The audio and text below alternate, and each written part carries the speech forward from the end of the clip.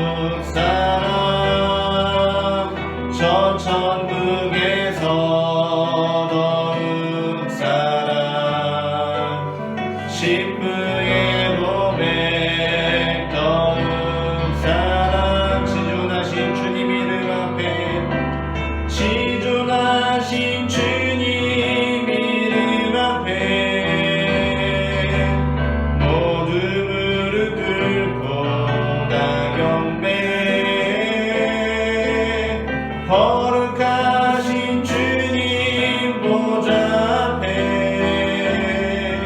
엎드려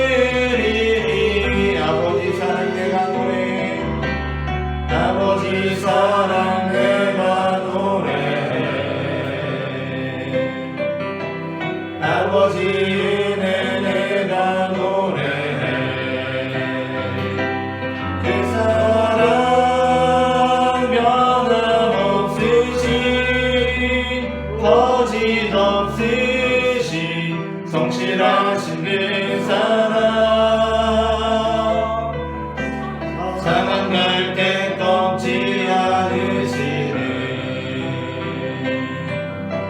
꺼져가는 등불 끄지 않네. 그 사랑 변함없으신 거짓없으신 성실하신 그 사랑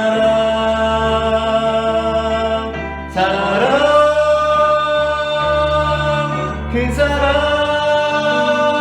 날 위해 죽으신 날 위해 다시 사신 예수 그리스도 다시 오실 그 사랑 죽음도 생명도 천사도 하늘의 어떤 권세도 끊을 수 없는 영원한 그 사랑 예수 그 사랑 날 위해 죽으신 날 위해 다시 사신 예수 그리스도 다시 오실 그 사랑 죽음도 생명도 천사도 하늘의 어떤 권세도 끊을 수 없는 영원한 그 사랑 예수.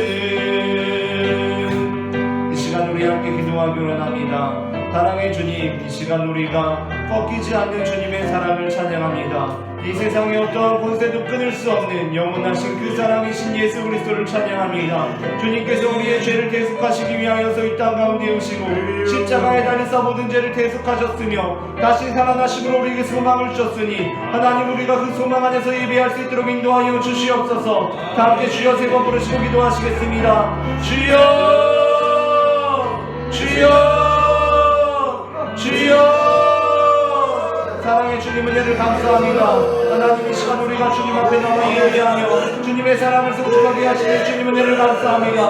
하나님 우리의 죄를 대속하시기 위하여서 그 아들 예수 그리스도를 보내시고 십자가에 달려 못 박혀 죽으심으로 우리의 범죄를 대속하여 주셨으니 하나님 우리가 그 은혜에 감사하며 예배할 수 있도록 주님 인도하여 주시옵소서. 하나님 그 보혈의 피를 의지하며 나아갑니다. 하나님 우리의 모든 죄악들이 그 피로 깨끗게 되며 하나님 주님 안에서 새로운 소망을 가질 수 있도록 주님 인도하여 주시옵소서. 하나님 주님을 계시고 부활하신 예수님을 기억합니다. 하나님 예수 그리스도를 우리가 찬미하며 예배합니다. 하나님 주님의 보좌 앞에 나와 예배할 때에 주님의 성령으로 인도하시며 악한 영이 틈타지 못하는 자리가 될 수 있도록 주님 인도하여 주시옵소서. 주님만을 경배하며 주님 앞에 나아갈 때에 주님께서 능력으로 우리의 삶을 붙들어주시고 주님의 은혜 아래고 할 수 있도록 주님 역사하여 주시옵소서. 하나님 우리의 모든 말과 행실이 주님 안에서 이루어질 수 있도록 주님 우리를 붙들어주시옵소서. 주님 우리의 삶을 새롭게 하여 주시옵소서. 하나님 우리의 뜻을 시켜주시옵소서. 하나님 우리의 가에서 생생하게 나갈 수 있도록 주님 역사하여 주시옵소서. 하나님 이 시간 새날이 되기를 원합니다. 하나님 이 시간 우리가 새로운 되기를 원합니다. 하나님 주님 역사하여 주시고 주님의 능력으로 나타나 주시옵소서. 하나님 아버지 이 시간만을 주님을 찾는 자들에게 주님의 음성을 들려주시고 주님의 얼굴을 보여주시고 주님의 뜻을 깨닫게 되는 시간이 될 수 있도록 주님 역사하여 주시옵소서. 사랑의 주님을 도와주시고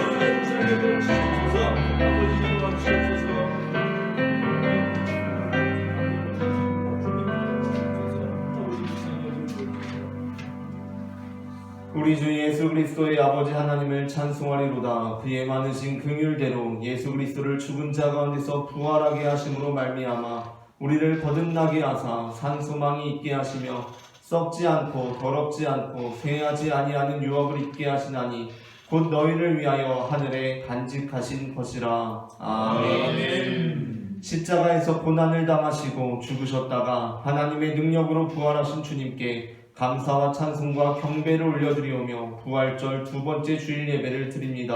아버지. 영광을 받으시기에 합당하신 하나님 아버지, 이 시간 부활의 감격을 안고 마음과 뜻과 정성을 다해 드리는 우리 예배를 기쁘게 받아 주시옵소서. 아멘. 또한 우리 심령의 부활의 기쁨이 사라지지 않도록 성령님께서 늘 함께 해주시기를 기도합니다. 아멘. 성령님께서 친히 임재하셔서 우리가 드리는 이 예배를 아벨의 제사처럼 받아주시고 오늘도 예비하신 말씀과 사랑과 은총으로 우리의 심령을 충만하게 채워주시옵소서. 아멘. 부활하신 예수 그리스도의 이름으로 기원하옵나이다. 아멘. 아멘.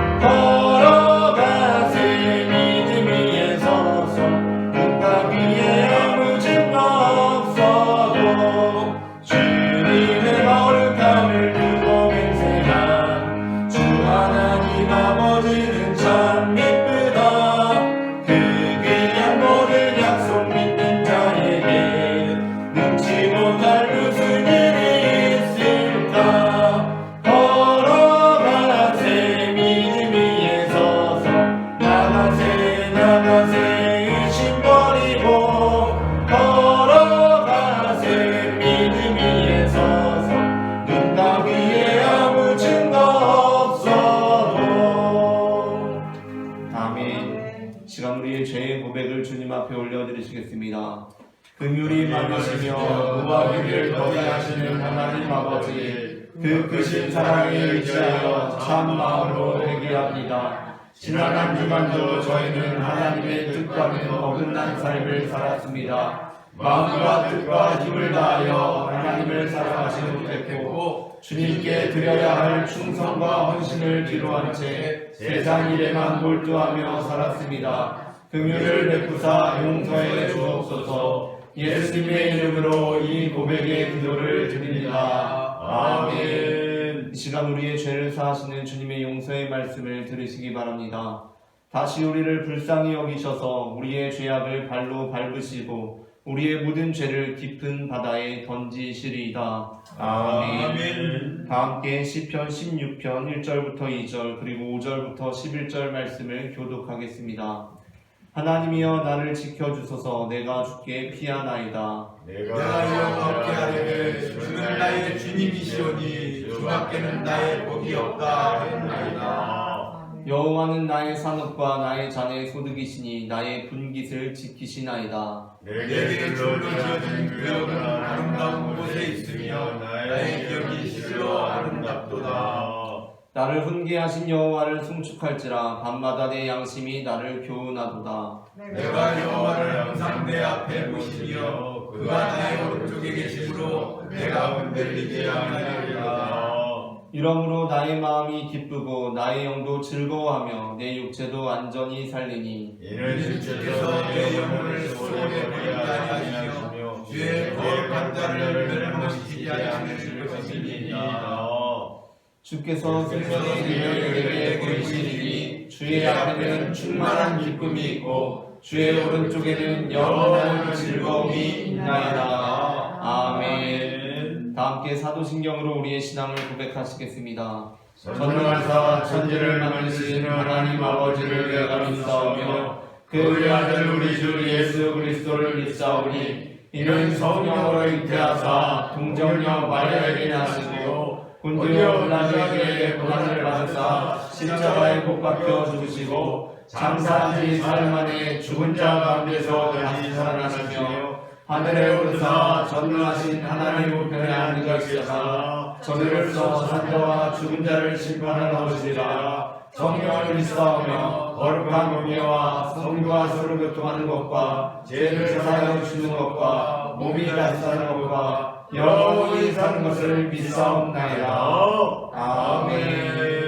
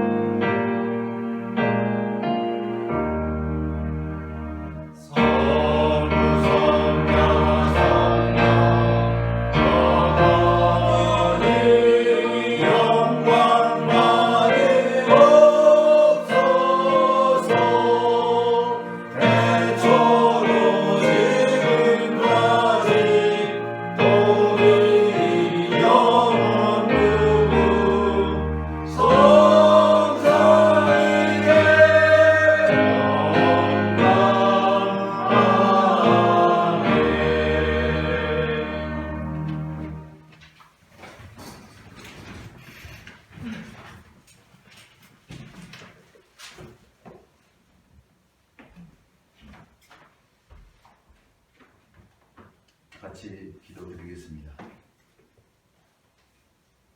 스스로 계셔서 인간을 하나님의 형상대로 존귀하게 지으시며 인간으로 하여금 하나님께 영광을 돌리며 살도록 복주신 하나님을 찬송합니다.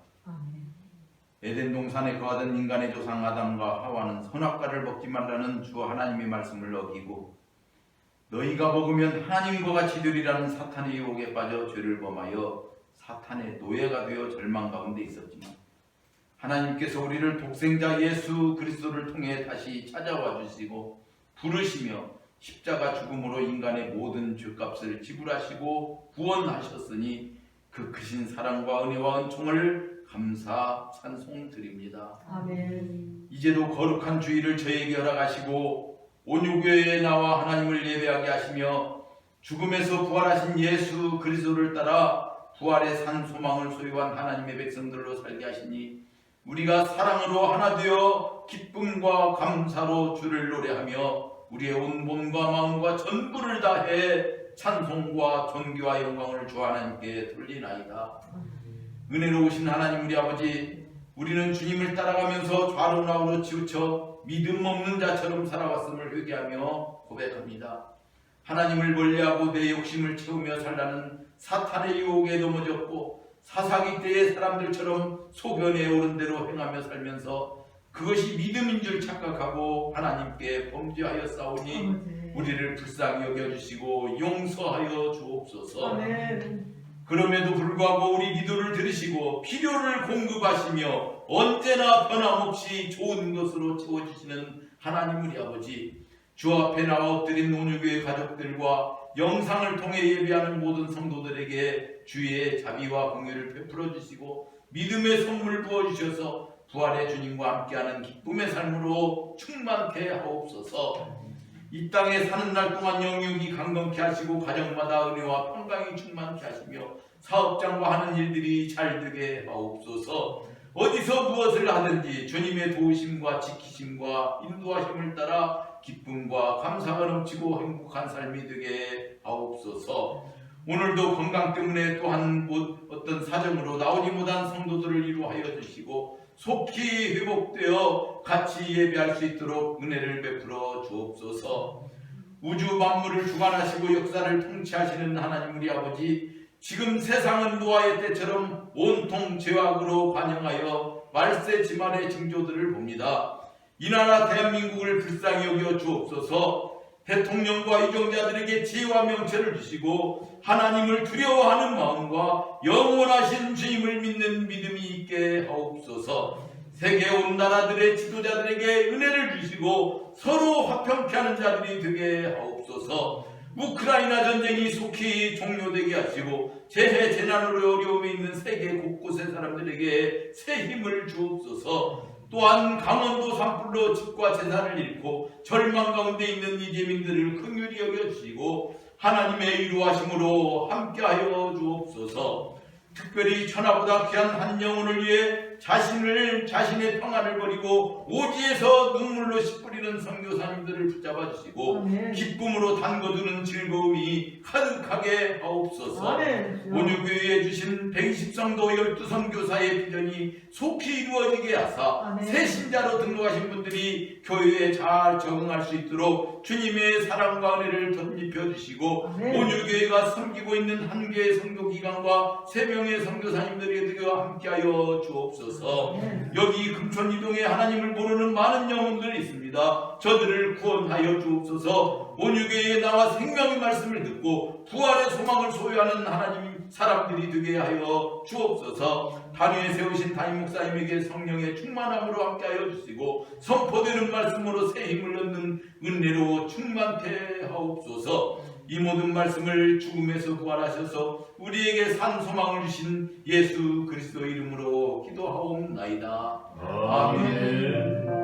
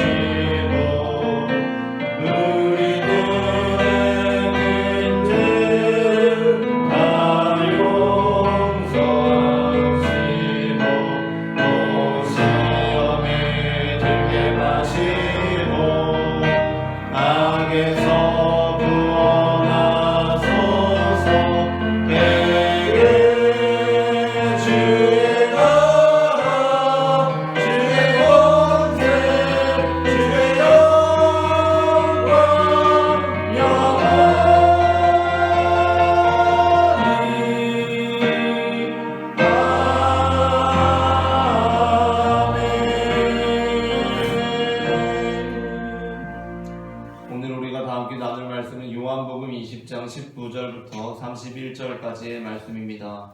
본문을 제가 한 절, 여러분이 한 절 교독하겠습니다. 이날 곧 안식 후 첫날 저녁 때에 제자들이 유대인들을 두려워하여 모인 곳의 문들을 닫았더니 예수께서 오사 가운데 서서 이르시되 너희에게 평강이 있을지어다. 이 말씀을 하시고 중간에 소리를 보이시니 제자들이 예수를 보고 구하더라. 예수께서 또 이르시되 너희에게 평강이 있을지어다. 아버지께서 나를 보내신 것 같이 나도 너희를 보내노라. 이 말씀을 하시고 그들을 명하사 힘을 내시며 이르시되 성령을 받으라. 너희가 누구의 죄든지 사하면 사하여질 것이요 누구의 죄든지 그대로 두면 그대로 있으리라 하시니라. 열두 제자 중에 하나로서 디도모라 불리는 도망하는 예수께서 오셨을 때에 함께 있지 아니하니라. 다른 제자들이 그에게 이르되 우리가 주를 보았노라 하니 도마가 이르되 내가 그의 손에 못자국을 보며 내 손가락을 그의 못자국에 넣으며 내 손을 그 옆구리에 넣어보지 않고는 믿지 아니하겠노라 하니라. 여덟을 지나서 제자들이 다시 집 안에 있을 때 도마도 함께 있고 문들이 닫혔는데 예수께서 오사 가운데 서서 이르시되 너희에게 평강이 있을지어다 하시고 도마에게 이르시되 내 손가락을 이리 내밀어 내 손을 보고 내 손을 내밀어 내 옆구리에 넣어보라. 그리하여 믿음 없는 자가 되지 말고 믿는 자가 되라. 도마가 대답하여 이르되 나의 주님이시오 나의 하나님이시니이다. 예수께서 이르시되 너는 나를 본고로 믿느냐 보지 못하고 믿는 자들은 복되도다 하시니라. 예수께서 제자들아 저희 책에 기록되지 않은 다른 표적도 많이 행하셨으나 함께 읽겠습니다. 오직 이것을 기록하는 너희로 예수께서 하나님의 아들 그리스도이심을 믿게 하려 하며 또 너희로 믿고 그 이름을 힘입어 생명을 얻게 하려 함이니라. 아멘. 이 시간 예배의 자리에 나오신 모든 성도님들을 환영하고 축복합니다. 오늘 우리는 앞서 읽은 요한복음 20장 19절부터 31절까지의 본문으로 나의 주님, 나의 하나님이라는 제목의 말씀을 나누려고 합니다. 전해지는 말씀 가운데 하나님의 은혜가 있으시기를 바랍니다. 아멘. 우리는 부활절을 맞이하기 한 주 전에, 그러니까 지금으로부터 2주 전에 예수님께서 죽은 나사로를 살리신 본문 요한복음 11장 1절부터 45절 본문으로 나는 부활이요 생명이니 라는 말씀을 나누었습니다. 거기서 우리는 요한복음 11장 25절부터 26절 말씀을 함께 읽었습니다. 본문을 함께 읽어보도록 하겠습니다. 나는 부활이요 생명이니 나를 믿는 자는 죽어도 살겠고 무릇 살아서 나를 믿는 자는 영원히 죽지 아니하리니 이것을 내가 믿느냐. 아멘. 예수님께서는 마르다에게 이렇게 질문하셨습니다. 나는 부활이요 생명이니 나를 믿는 자는 죽어도 살겠고 무릇 살아서 나를 믿는 자는 영원히 죽지 아니하리니 이것을 내가 믿느냐? 라고 질문하셨습니다. 그의 오라비 나사로가 죽은 상태에서 예수님께서 그녀에게 던진 질문이셨기 때문에 우리는 이 말씀을 꼭 부활과 연결지어서 이제까지 읽어왔습니다. 그런데 이 본문이 정말 예수님께서 이루신 그 부활, 그러니까 예수님께서 십자가에 못 박혀 죽으셨다가 장사한 지 사흘 만에 다시 살아나신 그 부활을 의미한다고 한다면 우리는 이 본문을 도저히 이해할 수가 없다라고 말씀을 나누었습니다. 그렇기 때문에 이 본문은 예수님께서 이루신 그 부활을 의미하는 것이 아니라 우리에게 소망을 의미한다고 했습니다. 그러니까 이 본문은 정말 우리가 예수님을 믿게 되면 영원히 죽지 않게 될 것이라는 말씀이 아니라 예수님께서 우리의 소망이 되시니 우리가 예수님을 믿게 되면 절망할 일은 없고 설령 절망할 일이 있다고 하더라도 소망을 잃지 않을 것이다 라는 말씀으로 예수님께서 마르다에게 주신 말씀이라는 것입니다. 그러니까 부활, 생명이라는 말씀을 하고 있지만 우리는 이 본문을 소망과 절망으로 읽을 때 우리는 이 본문을 우리의 삶 안에서 온전히 이해하고 납득하고 살아낼 수가 있다는 것입니다. 우리의 믿음이라고 하는 것은 말씀의 근거에 있습니다. 우리의 믿음은 말씀의 근거에 있습니다. 그러나 우리의 믿음은 말씀에 근거해 있지만 또한 주어진 말씀은 우리의 믿음에 비추어서 해석되고 이해될 수 있어야 합니다.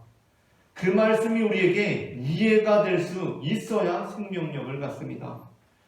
우리가 나는 부활이요 생명이니 나를 믿는 자는 죽어도 살겠고 무릇 살아서 나를 믿는 자는 영원히 죽지 아니하리니 이것을 내가 믿느냐 라는 말씀을 이 말씀만으로 승부하겠다고 하면 우리는 도저히 이 말씀을 이해할 수도 살아낼 수도 그러므로 이 말씀이 우리에게 생명력을 가질 수도 없습니다.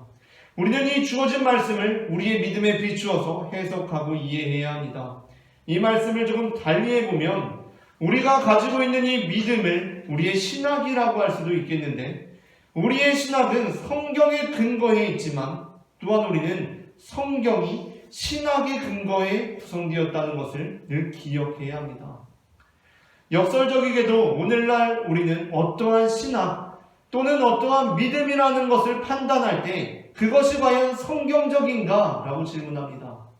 어떠한 신학, 어떠한 믿음 그것을 우리가 판단할 때 저 믿음이 옳은가? 저 신학이 옳은가를 판단할 때 그것이 성경적인가? 라고 질문합니다.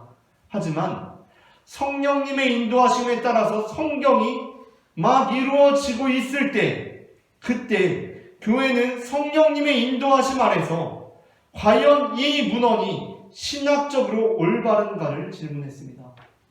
그러니까 성경이 막 구성되고 있을 때 그 성경이 이 문헌이 신학적으로 올바른가를 질문했다라는 것입니다.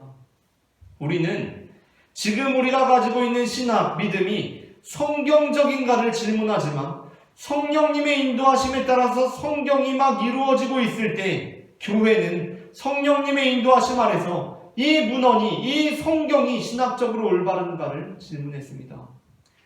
그러니까 우리가 지금 생각해 볼 때에는 당연히 성경대로 믿어야 합니다. 그런데 성경이 이루어질 때 교회는 성경을 올바른 믿음에 따라서, 올바른 신학에 따라서 구성했다는 것입니다. 그에 따라서 마태복음, 마가복음, 누가복음, 요한복음은 순서에 따라서 성경에 들어올 수 있었지만 요한복음의 경우는 성경으로 들어올 때 다른 복음서들에 비해서 많은 논쟁을 거쳐야 했습니다. 또한 다른 복음서들의 경우는 성경에 들지 못했습니다. 그렇다고 할 때 우리가 말씀대로 믿는 것, 성경대로 믿는 것 역시 중요하지만 말씀을 우리의 믿음에 알맞게 재구성하는 것 역시 반드시 필요한 작업입니다. 말씀을 내 멋대로 합리화하는 것이 아니라 말씀을 올바른 신학에 합당하게, 올바른 믿음에 합당하게 재구성해야 한다는 것입니다. 그렇지 못할 때 우리의 믿음은 왜곡될 수밖에 없습니다. 성경에는 돼지고기를 먹지 말라는 말씀이 분명하게 명시적으로 제시되어 기록되어 있습니다. 레위기 11장 7절부터 8절의 말씀을 함께 읽겠습니다. 돼지는 굽이 갈라져 쪽발이 돼 새김질을 못하므로 너희에게 부정하니 너희는 이러한 고기를 먹지 말고 그 주검도 만지지 말라. 이것들은 너희에게 부정하니라. 아멘. 성경 말씀대로라면 우리는 돼지고기를 먹지 말아야 합니다. 이 말씀이 성경에 기록되어 있습니다. 그렇다면 우리에게는 두 가지 길이 있습니다. 그것은 돼지고기를 먹지 말라, 돼지를 먹지 말라는 하나님의 말씀을 그대로 믿고 돼지를 먹지 않는 것입니다. 그리스도인으로서 충분히 그러한 삶을 살아갈 수 있습니다. 그런데 또 다른 한 가지 길이 있는데 그것은 그 말씀은 오늘날에 유효하지 않다고 여기고 돼지고기를 먹는 것입니다. 그 말씀은 오늘날에는 유효하지 않다고 여기고 담대하게 돼지고기를 먹는 것입니다. 오늘날 교회는 사도행전 10장에서 하나님께서 베드로를 이방인 고넬료에게 보내시며 주신 말씀, 하나님께서 깨끗하게 하신 것을 네가 습되다 하지 말라라는 말씀에 근거하여서 대부분이 거리낌 없이 돼지고기를 먹습니다. 사도행전 10장 9절부터 16절 말씀을 제가 한 절, 여러분이 한 절 교독하겠습니다. 이튿날 그들이 길을 가다가 그 성에 가까이 갔을 그때에 베드로가 기도하려고 지붕에 올라가니 그 시각은 제6시더라. 그가 시장하여 보자니 사람들이 주변에 하나님의 하늘이 열리며 한 그릇이 내려오는 것을 보니 큰 보자기 같고 내 귀를 메어 땅에 드리웠더라. 그 안에는 땅에 있는 정말 가진 짐승과 있는 것과 공중에 나는 것들이 있더라. 또 소리가 있으되 베드로야 일어나 잡아 먹어라 하거늘 베드로가 이르되 주여 그럴 수 없나이다. 속되고 깨끗하지 아니한 것을 내가 결코 먹지 아니하였나이다 한데 또 두 번째 소리가 있으되 하나님께서 깨끗하게 하신 것을 네가 속되다 하지 말라 하더라. 이런 일이 세 번 있으므로 그릇이 보살을 흘려져 가니라. 아멘. 우리는 이 사도행전 본문을 근거로 대부분이 담대하게 돼지고기를 먹고 있습니다. 그러면서도 그리스도인으로 살아가고 있는 것입니다. 그러니까 그리스도인에게는 두 가지 길이 있습니다. 하나는 레위기의 말씀을 하나님의 말씀으로 받들고 돼지고기를 먹지 말라는 하나님의 말씀을 받들고 돼지고기를 정말로 안 먹는 삶입니다. 그 삶이 나쁘다는 것이 아닙니다. 그리고 두 번째 길은 그 말씀이 아니라 사도행전 말씀을 근거로 해서 돼지고기를 먹어도 된다는 믿음을 가지고 돼지고기를 먹는 삶입니다. 그 둘 다 옳은 그리스도인의 삶입니다. 그런데 우리는 잘못된 그리스도인의 삶이 있다라고 그렇게 나누었습니다. 그것은 어떠한 삶입니까? 돼지고기를 먹지 말라는 주님의 말씀, 이 레위기의 말씀을 하나님의 말씀으로 믿으면서도 이 말씀을 하나님의 말씀으로 믿으면서도 돼지고기를 먹는 삶입니다. 그러니까 이 말씀이 정말 하나님의 말씀으로 믿으면서도 돼지고기를 먹는 것입니다. 돼지고기를 먹으면 안 되는데, 돼지고기 하나님께서 먹지 말라고 하셨는데 돼지고기를 먹고 있습니다. 그 믿음은 올바른 믿음이 아닙니다. 그 믿음은 사도행전 본문을 통해서 그 믿음이 재구성되어야 하고 믿음 안에서 돼지고기를 먹는 삶으로 나아갈 수 있어야 한다는 것입니다. 반대로 이러한 경우를 생각해 볼 수 있습니다. 유대인 문화에서 살던 어떠한 사람이 예수님을 믿게 되고 사도행전 본문을 읽게 되었습니다. 속된 것은 없구나. 돼지고기를 먹는 것도 내가 그리스도인으로 살아가는 거구나 라고 믿을 수 있습니다. 그러나 그 전의 문화의 거리낌을 버리지 못할 수 있습니다. 그 전에 돼지고기를 먹지 않던 그 삶에 여전히 머물러 있는 사람이 있을 수 있습니다. 그건 역시 올바른 믿음이 아니라는 것입니다. 그러나 신약의 경우 더군다나 예수님께서 말씀하신 경우에는 또한 우리를 당혹스럽게 하는 구절들이 있습니다. 대표적인 본문이 마태복음 5장 29절부터 30절의 본문입니다. 함께 말씀을 합독하겠습니다. 만일 내 오른눈이 너로 실족하게 하거든 빼어내버리라. 내 백체 중 하나가 없어지고 온몸이 지옥에 던져지지 않는 것이 유익하며 또한 만일 내 오른손이 너로 실족하게 하거든 찍어내버리라. 내 백체 중 하나가 없어지고 온몸이 지옥에 던져지지 않는 것이 유익하니라. 아멘. 우리는 대체로 말씀이 충돌할 때 레위기 본문보다 사도행전의 본문을 토대로 우리의 신앙을 재구성합니다. 그러나 반드시 그러한 경우만 있는 것은 아닙니다. 예수님의 이 본문은 우리를 굉장히 당혹스럽게 합니다. 우리는 이 본문을 어떻게 이해해야 합니까?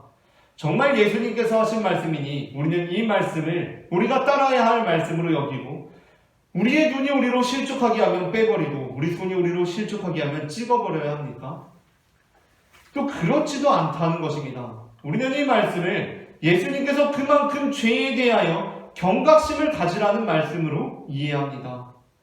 실제로 우리 눈이 우리의 범죄에 기여한다고 해서 뽑아버리지 않고 우리 손이 우리로 하여금 범죄에 가담하게 한다고 해서 찍어버려서는 안 된다는 것입니다. 어떤 도박에 빠진 사람이 도박을 끊으려고 그 손을 잘랐다고 합니다. 그런데 어떻게 되었다고 합니까? 손을 찍어내고 나니까 이제 발가락으로 도박을 했다고 합니다. 그래서 발가락으로도 도박을 해서 안 되겠다. 내가 발도 잘라야겠다 해서 발도 잘랐더니 어떻게 했다고 합니까? 이제 입술과 혓바닥으로 도박을 하고 있었다고 합니다. 중요한 것은 무엇입니까? 눈을 뽑고 손을 자르고 발을 자르는 것이 중요한 것이 아니라 마음의 결단, 성령님의 인도하심이 중요하다는 것입니다. 그러므로 우리는 우리 눈이 좀 우리로 하여금 실족하게 한다고 해서 눈을 뽑지 않고도 살아갑니다. 우리 손이 좀 죄를 지어도 그대로 두고 살아갑니다. 예수님의 이 말씀이 틀려서가 아니라 예수님께서 이렇게 말씀하셨지만 우리는 온전한 성경을 가지고 우리의 믿음을 재구성하기 때문입니다. 우리는 잠언 14장 4절의 말씀을 읽습니다. 잠언 14장 4절의 말씀을 합독하겠습니다. 소가 없으면 구유는 깨끗하려니와 소의 힘으로 얻는 것이 많으니라. 아멘. 잠언 14장 4절 말씀은 소가 없으면 구유는 깨끗하려니와 소의 힘으로 얻는 것이 많으니라 라는 말씀을 통하여서 우리가 나아갈 길이 어느 길인지를 보여줍니다. 물론 팔이 없다면 우리는 팔로 짓는 죄들을 짓지 않을 수 있을 것입니다. 눈이 없다면 눈으로 짓는 죄들을 짓지 않을 수 있을 것입니다. 그러나 말씀은 우리에게 이렇게 말씀합니다. 손이 있어서 죄를 지을 수도 있고 눈이 있어서 죄를 범할 수도 있지만 그것들이 있음으로 해서 더 큰 유익이 있다. 그리고 더 큰 유익이 있는 삶을 살아야 한다는 것입니다. 우리 눈과 손이 있어서 짓게 되는 죄들도 있지만 우리 눈과 손으로 얻게 되는 유익이 훨씬 크게 하므로 그 죄들을 유익으로 덮는 자들이 되어야 한다는 것입니다.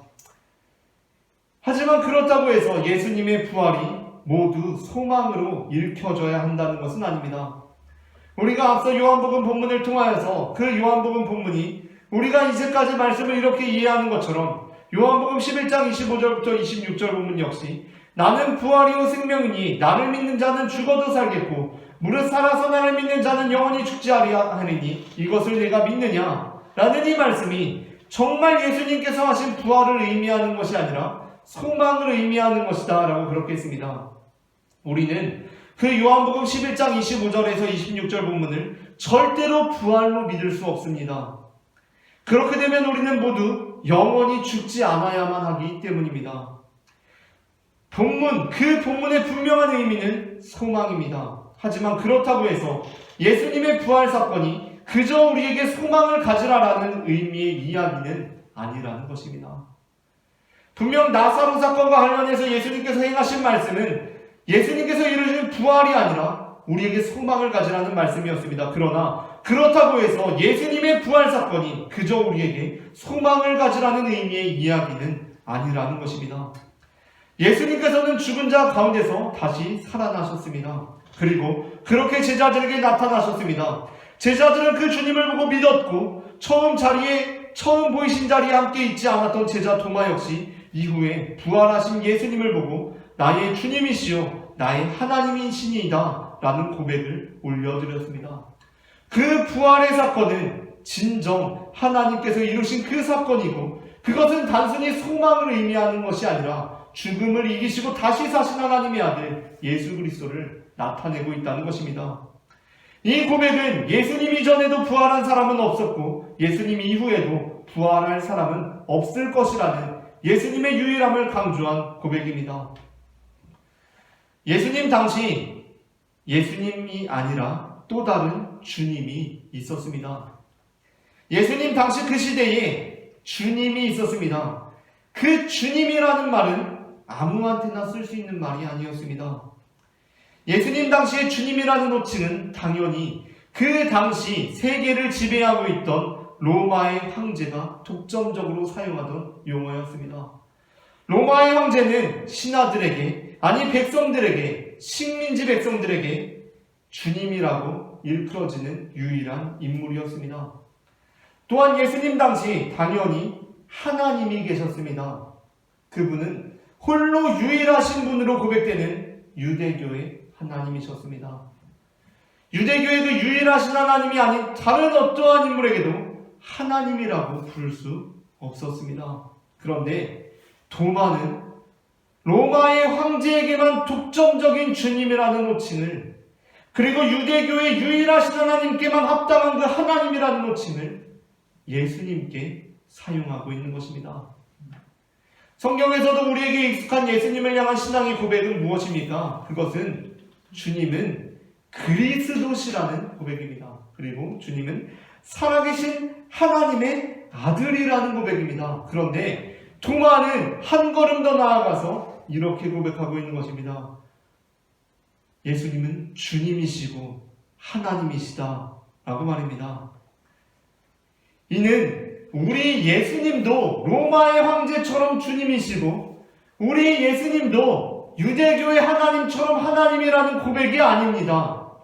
이는 우리 예수님도 주님이고 여전히 로마의 황제도 주님이라거나 우리 유대교의 하나님도 하나님이시고 예수님도 하나님이시라는 고백이 아닙니다. 이 고백은 이제 더 이상 로마의 황제는 우리 삶의 주님이 될 수 없다는 선언입니다. 이는 성자 예수를 보내신 성부 하나님, 그리고 성자 예수를 통해서 우리에게 보내시는 성령 하나님과는 상관이 없는, 그러니까 삼위일체 하나님이 아닌 그저 유일하신 하나님과는 결별을 선언하는 선포라는 것입니다. 그렇기에 사도 베드로는 병든 자를 고친 일로 인하여, 그리고 예수 안에 죽은 자의 부활이 있다고 전한 일로 인하여 공회에 잡히게 되었을 때 이렇게 선포했습니다. 다른 이로서는 구원을 받을 수 없나니 천하 사람 중에 구원을 받을 만한 다른 이름을 우리에게 주신 일이 없음이라. 아멘. 다른 이로서는 구원을 받을 수 없나니 천하 사람 중에 구원을 받을 만한 다른 이름을 우리에게 주신 일이 없음이라. 아멘. 사도행전 4장 1절부터 12절까지의 말씀을 제가 한 절 여러분이 한 절 교독하겠습니다. 사도들이 백성에게 말할 때에 제사장들과 성전 맡은 자와 사두개인들이 이르러 예수 안에 중자의 부활이 있다고 백성을 가르치고 전함을 시작하여 그들을 잡음에 날이 이미 저물었으므로 이튿날까지 가두었으나 말씀을 들은 사람 중에 믿는 자가 많으니 남들 제가 5천이나 되었더라.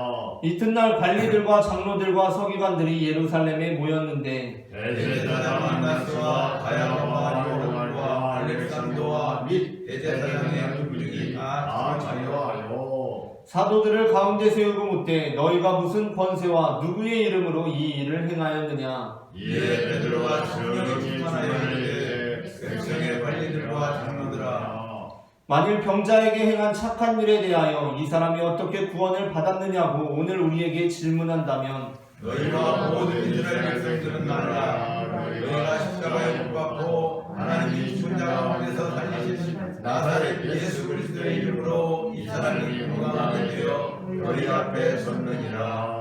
이 예수는 너희 건축자들의 버린 돌로서 집 모퉁이의 머릿돌이 되었느니라. 다른 이로서는 구원을 받을 수 없나니 천하 사람 중에 구원을 받을 만한 다른 이름을 우리에게 주신 일이 없음이라 하였더라. 아멘. 베드로는 다른 이름서는 구원을 받을 수 없나니 천하 사람 중에 구원을 받을 만한 다른 이름을 우리에게 주신 일이 없음이라 라고 말씀하고 있습니다. 이는 예수님만이 죽음을 이기시고 다시 사셨다라는 선언입니다. 다른 어느 누구도 죽었다가 다시 살 수는, 예수님처럼 다시 살 수는 없습니다. 예수님만이 우리의 주님이 되시고 예수님만이 우리의 하나님이 되십니다. 다른 이로서는 구원을 받을 수 없나니 천하 사람 중에 구원을 받을 만한 다른 이름을 우리에게 주신 일이 없습니다. 우리는 사도행전의 베드로로 이어지고 있는 이 도마의 고백을 늘 기억해야 합니다. 바로 이것이 요한복음이 우리에게 가르쳐주고 있는 믿음이라는 것입니다. 초대교회 당시에 이미 교회에는 위계의 분위기가 조성되기 시작했습니다. 예수님께서 죽으셨다가 부활하시고 승천하신 이후에 예수님께서는 자신의 제자들을 형제들이라고 불렀지만 이미 초대교회 당시에 위계의 분위기가 조성되기 시작한 것입니다. 고린도전서 11장 17절부터 26절 본문에는 그 분위기가 잘 나타나 있습니다. 본문을 제가 한 절 여러분이 한 절 교독하겠습니다. 내가 명하는 이 일에 너희를 칭찬하지 아니하나니 이는 너희의 모임이 유익이 되지 못하고 도리어 해로움이라. 먼저 너희가 너희 중에 땀을 또 어느 정도 믿거니와 너희 중에 파당이 있어야 너희 중에 옳다 인정함을 받는 자들이 나타나게 되리라. 그러니 너희가 함께 모여서 주의 만찬을 먹을 수 없으니 이는 먹을 때에 각각 자기의 만찬을 먼저 갖다 먹으므로 어떤 사람은 시장하고 어떤 사람은 취함이라. 너희가 먹고 마실 집이 없느냐. 너희가 하나님의 교회로 신령이고 빈궁한 자들을 부럽게 하느냐. 내가 너희에게 불만을 하랴. 너희를 칭찬하랴. 이것으로 칭찬하지 않노라.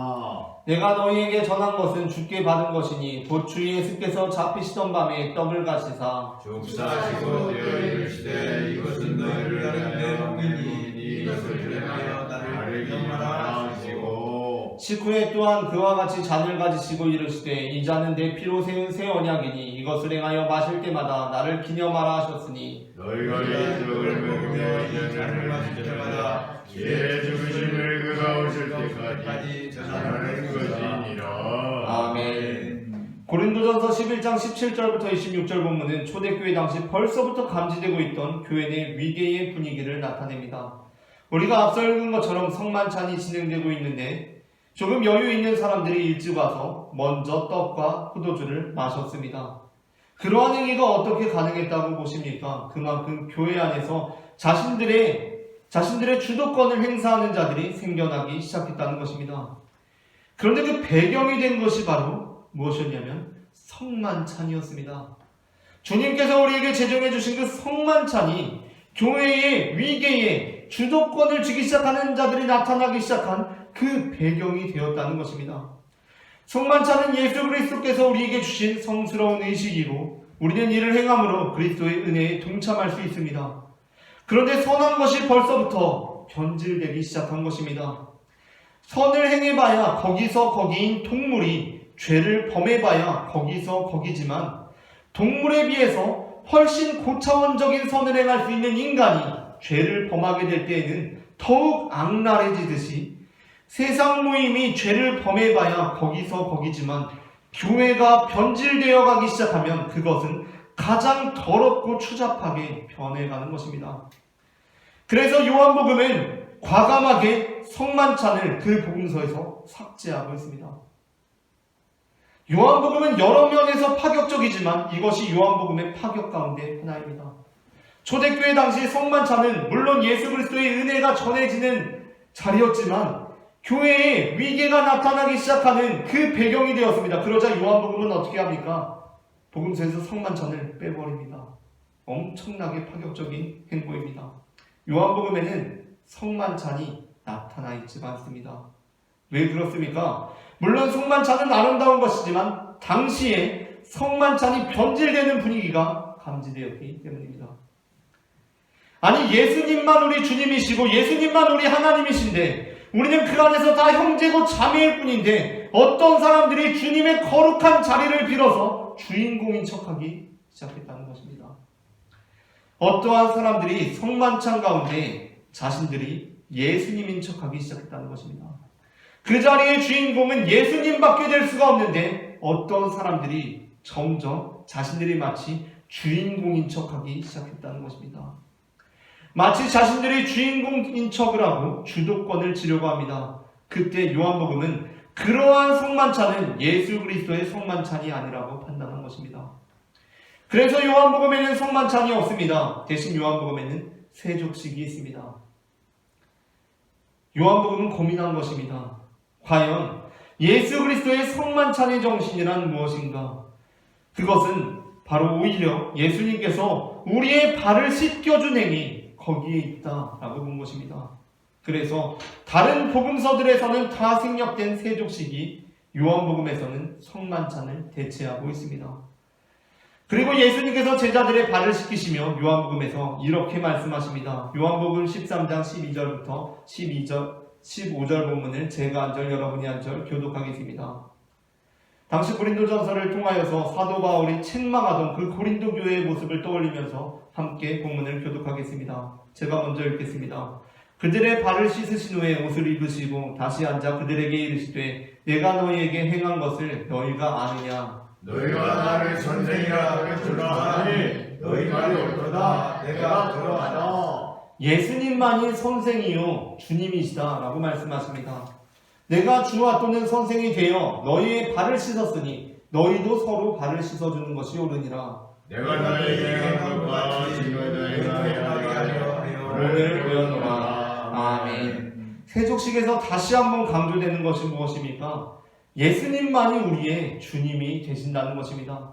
그 예수님 이외에 모든 사람들은 다 형제고 자매일 뿐입니다. 그 형제와 자매들은 무엇을 하는 사람들입니까? 서로 위계가 없이 서로 섬기는 자들입니다. 우리는 예수 그리스도 안에서 한 형제요 자매요 위계가 없는 공동체입니다. 한 가지 안타까운 것은 우리가 사도행전 4장 12절 다른 이로서는 구원을 받을 수 없나니 천하 사람 중에 구원을 받을 만한 다른 이름을 우리에게 주신 일이 없음이라. 라는 이 본문은 우리 교회 밖으로만 힘껏 사용하고 교회 안에서는 별로 사용하지 않는다는 점입니다. 다른 이로서는 구원을 받을 수 없나니 천하 사람 중에 구원을 받을 만한 다른 이름을 우리에게 주신 일이 없음이라 라는 이 본문을 기독교 밖으로, 교회 밖으로만 선포하지 교회 안으로는 잘 살피지 않는다는 것입니다. 다른 종교들과의 관계 안에서는 이 말씀을 힘써 사용하는데 교회 안에서는 이 말씀을 별로 사용하지 않는다는 점입니다. 저는 오늘날 오히려 이 본문이 다른 종교들과의 관계에서가 아니라 우리가 믿는 기독교 안에서, 교회 공동체 안에서 더욱 힘있게 선포되어야 할 때라고 생각합니다. 아멘. 교회 안에서 이 말씀이 보다 힘있게 선포되어야 합니다. 그래야 다른 잘못된 길로 빠지는 영혼들을 우리가 구원할 수가 있습니다. 아멘. 왜냐하면 교회라는 이름 안에서 그 위계를 통하여서 양떼들을 착취하는 자들이 오늘날 기승하고 있기 때문입니다. 이 본문의 취지 역시 원래부터 그랬던 것이 아닙니다. 베드로는 이 선언을 다른 종교들을 향해서 행했던 것이 아닙니다. 당시는 유대교와 기독교가 완전히 분리된 상태가 아니라 기독교가 여전히 유대교의 한 분파로 있었던 그때 베드로는 이 선언을 그러므로 다른 종교들을 향해서 한 것이 아니었습니다. 이는 당시 한 무리로 있던 종교 권력을 쥐고 있던 자들을 향해 선포한 것이었습니다. 우리 안에 예수 그리스도 외에 또 다른 대제사장이 있을 수 없다라는 선포였던 것입니다. 우리는 이러한 선포를 한 베드로를 참 대단한 인물이라고 여깁니다. 얼마나 대단합니까? 베드로가 얼마나 대단합니까? 12사도가 얼마나 대단합니까? 대형교회 목사님들 얼마나 대단합니까? 위대한 목사님들 얼마나 대단합니까? 그러나 베드로는 그러한 대접을 기대한 적이 없다는 것입니다. 베드로는 우리가 만일 베드로 참 대단하다라고 말했다면 베드로는 그러한 말을 하는 우리에게 이렇게 말했을 것입니다. 다른 이로서는 구원을 받을 수 없나니 천하 사람 중에 구원을 받을 만한 다른 이름을 우리에게 주신 일이 없음이라. 아멘. 사도행전 10장 17절부터 26절 본문을 함께 읽겠습니다. 이 본문은 앞서 읽었던 본문, 베드로가 환상 중에 하나님께서 거룩하다 하신 것을 네가 속되다 하지 말라라는 그 말씀을 듣고 베드로가 이 말씀이 무슨 뜻인가를 고민하던 중에 하나님께서 이루신 일입니다. 본문을 제가 한 절 여러분이 한 절 교독하겠습니다. 베드로가 본 바 환상이 무슨 뜻인지, 그러니까 하나님께서 거룩하다 하신 것을 네가 속되다고 하지 말라라는 그 말씀, 돼지고기를 보고 하나님께서 주님 못 먹겠습니다 베드로가 이렇게 이야기하자 하나님께서 거룩하다 하신 것을 네가 속되다 하지 말라, 이걸 거리낌 없이 먹으라라고 하신 그 환상을 보고 베드로가 의아해하더니 마침 고넬료, 이방인 고넬료가 보낸 사람들이 시몬의 집을 찾아 문 밖에 서서 불러 묻되 베드로라 하는 시몬이 여기 유숙하느냐 하거늘. 베드로가 그 환상에 대하여 생각할 때 성령께서 그에게 말씀하시되 두 사람이 너를 찾으니 일어나 내가 안심하지 말고 배우라. 내가 너를 보내라 배우라 하시니. 베드로가 내려가 그 사람들을 보고 이르되 내가 곧 너희가 찾는 사람인데 너희가 무슨 일로 왔느냐. 내게 대답하되 그냥 너희를 이기니 하나님을 경외하는 사람이라. 유대 원족속이 순수한 자들이 너가 거룩한 천사의 뜻을 받아 당신을 그 집으로 성하여 말을 들으리라 하느니라.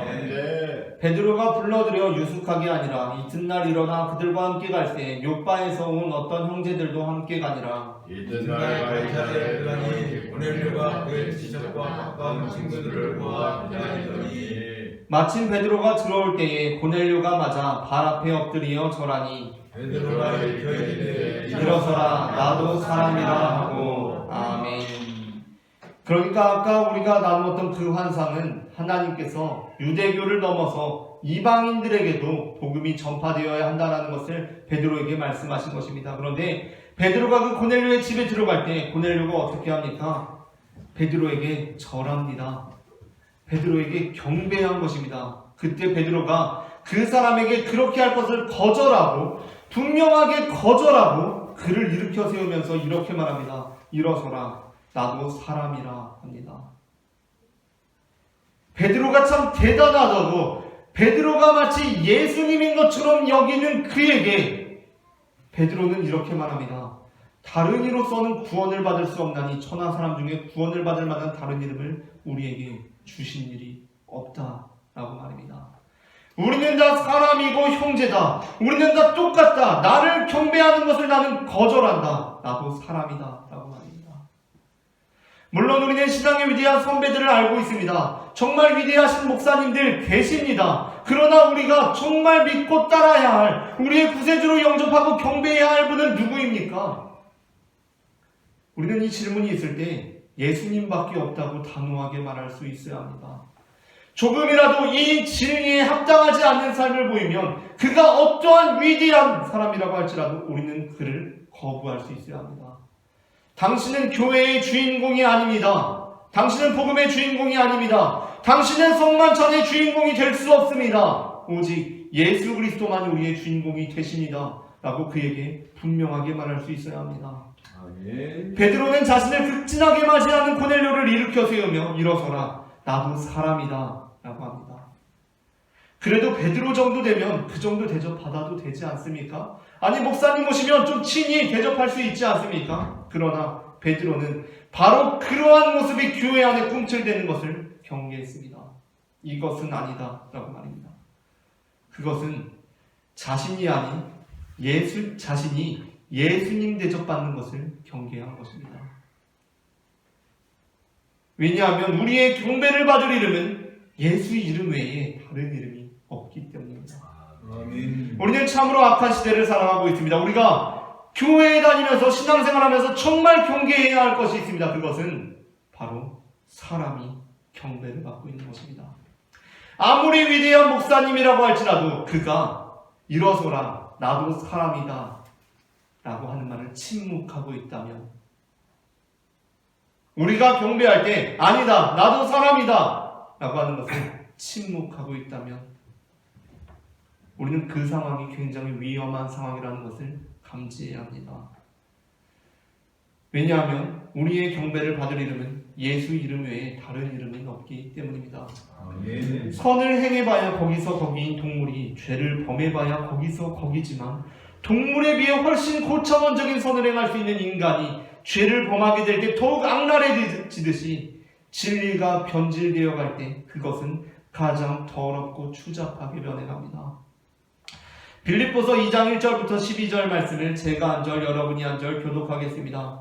그러므로 그리스도 안에 무슨 권면이나 사랑에 무슨 위로나 성령에 무슨 교제나 긍휼이나 자비가 있거든 마음을 자유와 같은 사랑을 가지고 뜻을 합하여 악마를 품어 아무 일에든지 다툼이나 허영으로 하지 말고 오직 겸손한 마음으로 각각 자기보다 남을 낮게 여기고 각각 자기 일을 물들어 또한 각각 다른 사람들의 일들과 나의 품을 경건하게 너희 안에 이 마음을 품으라 곧 그리스도 예수의 마음이니 그는 근본 하나님의 뜻이라 하나님의 공동체를 취하여 정의하시고 아니하시고 오히려 자기를 비워 종의 형체를 가지사 사람들과 같이 되셨고 사람의 모양으로 나타나사 자기를 낮추시고 죽기까지 복종하셨으니 곧 십자가에 죽으심이라. 이러므로 하나님이 그를 지극히 높여 모든 이름 위에 뛰어난 이름을 주사 하늘에 있는 자들과 땅에 있는 자들과 땅 아래에 있는 자들로 모든 무릎을 예수의 이름에 꿇게 하시고 모든 입으로 예수 그리스도를 주라 시인하여 하나님 아버지께 영광을 돌리게 하셨느니라. 그러므로 나의 사랑하는 자들아 너희가 나 있을 때뿐 아니라 더욱 지금 나 없을 때에도 항상 복종하여 두렵고 떨림으로 구원을 이루라.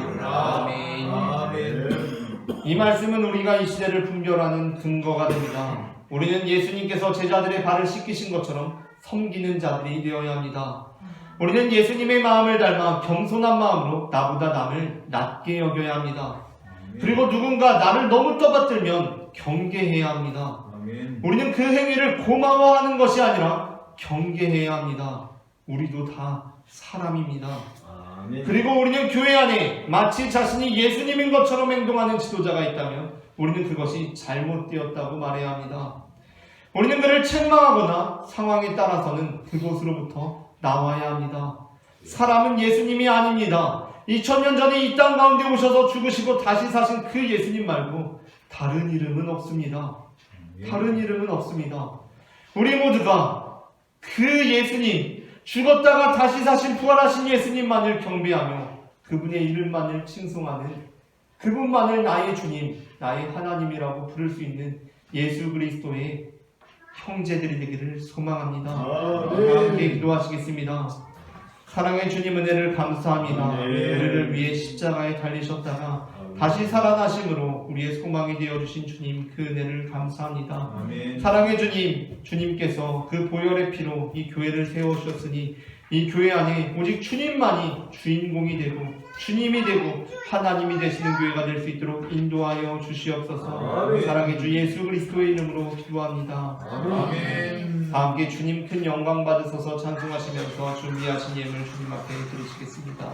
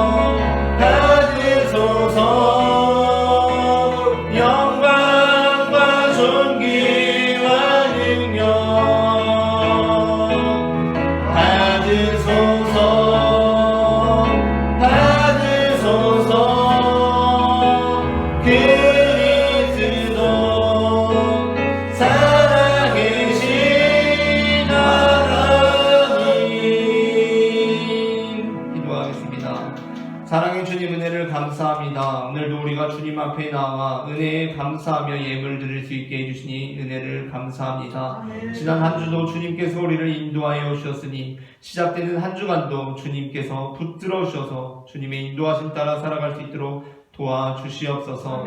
주님, 우리 가진 모든 것 주님께서 주신 것이니 그 은혜에 감사하며 그 일부를 주님께 드립니다. 이 일부를 드림은 우리의 일부만이 주님의 것이라는 것이 아니라 우리의 모든 삶이 주님께 속하여 있음을 나타내는 것입니다. 사랑의 주님, 드려진 손길마다 주님의 은혜를 더하여 주시고 주님 앞에 드림으로 우리의 삶이 빈궁해지는 것이 아니라 차고 흘러넘치는 주님의 은혜로 충만해질 수 있도록 역사하여 주시옵소서. 사랑의 주 예수 그리스도의 이름으로 기도합니다. 아멘. 이 시간에는 우리에게 몸과 피를 내어주신 주님께 감사하며 성찬식을 진행하도록 하겠습니다.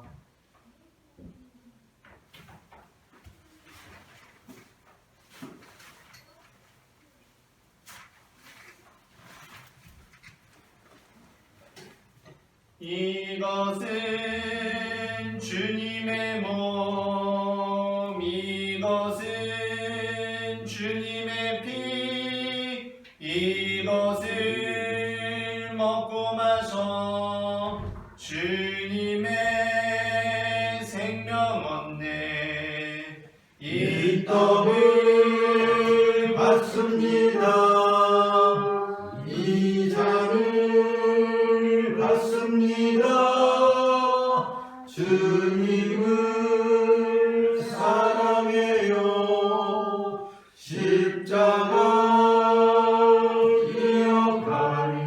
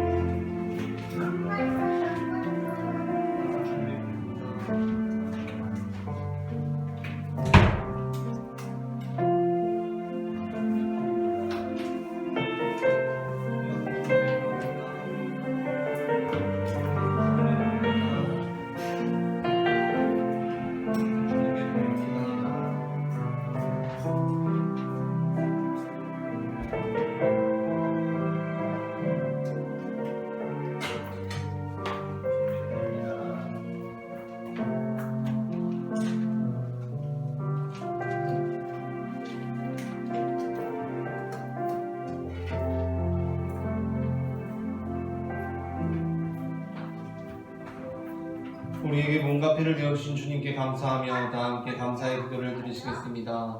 우리를 위해 생명을 주시는 하나님 아버지, 이 거룩한 신비에 감사드리오며 성령의 능력 안에서 새 사람이 되어 하늘나라와 이 땅 위에 임할 때까지 그리스도의 증인으로 살게 하여 주옵소서. 우리 주 예수 그리스도의 이름으로 기도합니다. 아멘. 옆사람과 평화의 인사를 나누시겠습니다. 주님의 평화가 함께 하시기를 바랍니다.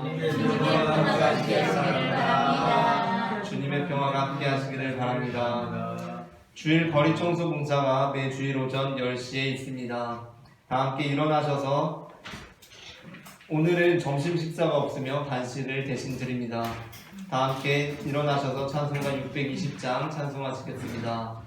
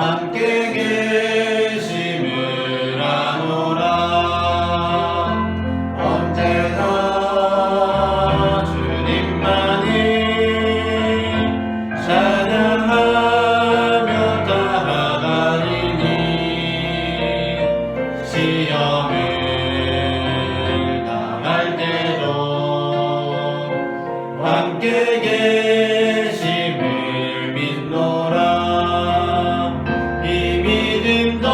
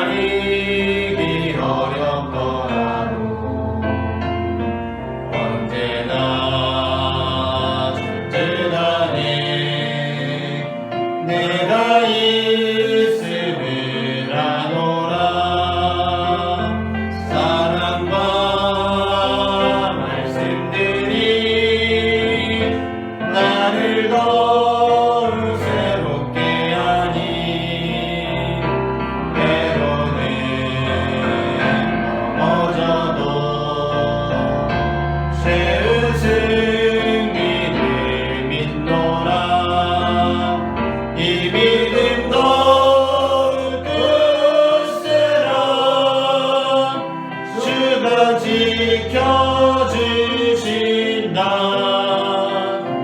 어둠 밤에도 주의 맑은 빛 인도하여 주신다. 여기에 모인 우리 사랑받는 주의 자녀라. 주께서 뜻하신 바 우리 통해 펼치신다. 고통과 슬픔 중에 더욱 주님 의지하오니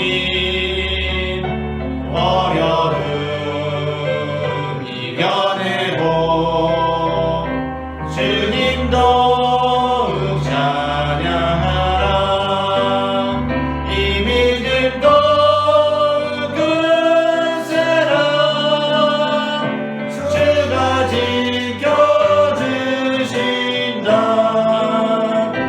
어둠 밤에도 주의 맑은 빛 인도하여 주신다.